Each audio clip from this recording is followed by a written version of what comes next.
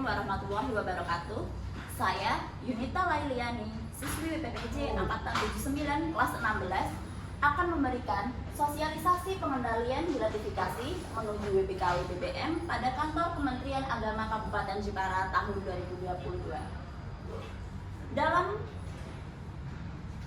Untuk meraih WBKW BBM, Kementerian Agama di sini pasti akan memberikan yang terbaik, antara lain peningkatan pelayanan publik, reformasi birokrasi, serta peningkatan pemberantasan korupsi di kementerian tersebut.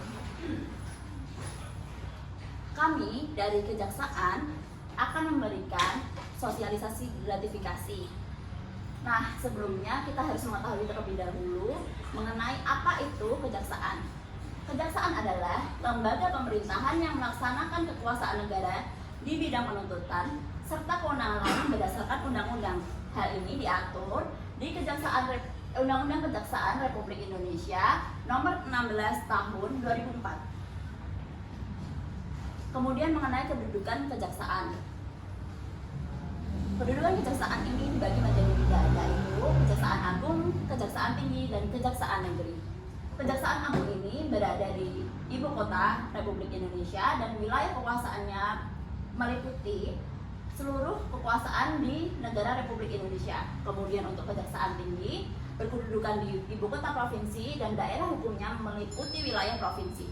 Kemudian untuk Kejaksaan Negeri, ia berada di ibu kota kabupaten atau kota yang daerah hukumnya meliputi daerah atau kabupaten atau kota. Kemudian untuk tugas dan wewenangnya, untuk di bidang pidana, pertama, Kejaksaan dapat melakukan penuntutan.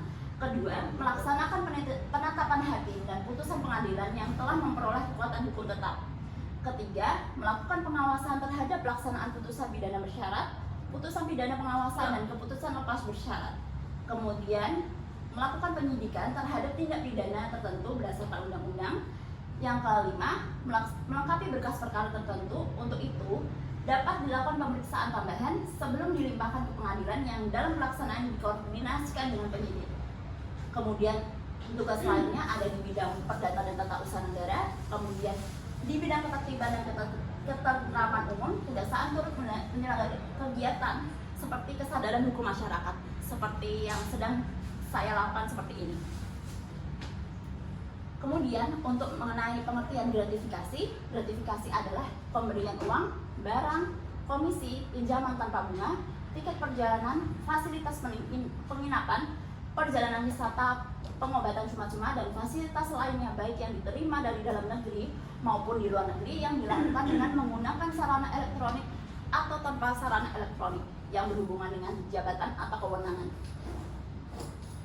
Kemudian mengenai jenis-jenis hadiahnya, yaitu ada gift of influence, yaitu bertujuan untuk menjilat atau mengambil hati pejabat publik sehingga diharapkan memperoleh perlakuan khusus di kemudian hari.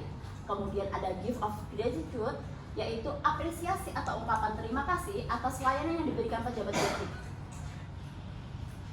Untuk selanjutnya ada token gift, yaitu hadiah dalam perjalanan kegiatan bisnis sebagai representasi institusi dan diproduksi secara massal. Kemudian ada lead ceremonial gift, yaitu hadiah sebagai wujud penghormatan dari instansi satu kepada instansi yang lain.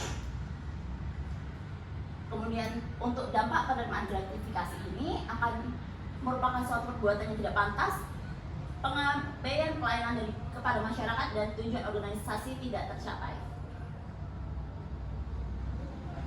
Untuk mengenai gratifikasi ini ada suatu sistem yang dinamakan whistleblowing system, yaitu sistem penanganan pengaduan bagi whistleblower yang memiliki informasi dan ingin melaporkan suatu perbuatan penyimpangan melaksanakan tugas dan fungsi. WBS ini diperlukan terutama untuk seseorang yang ingin melaporkan indikasi tindak pidana korupsi yang terjadi dalam organisasi tempatnya bekerja, tetapi mereka sungkan atau takut identitasnya terungkap. Regulasi tadi mengenai tindak pidana korupsi ada sebagai berikut.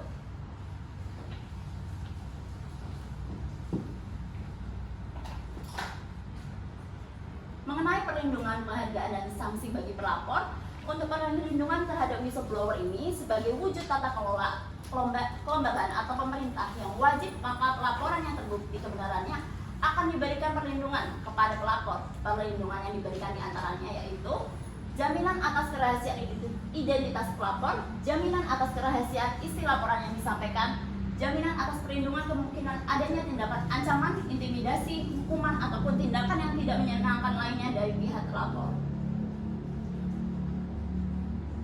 Bahwa whistleblower system disusun dalam rangka mewujudkan upaya penerapan prinsip kewajaran dan kesetaraan bagi stakeholder.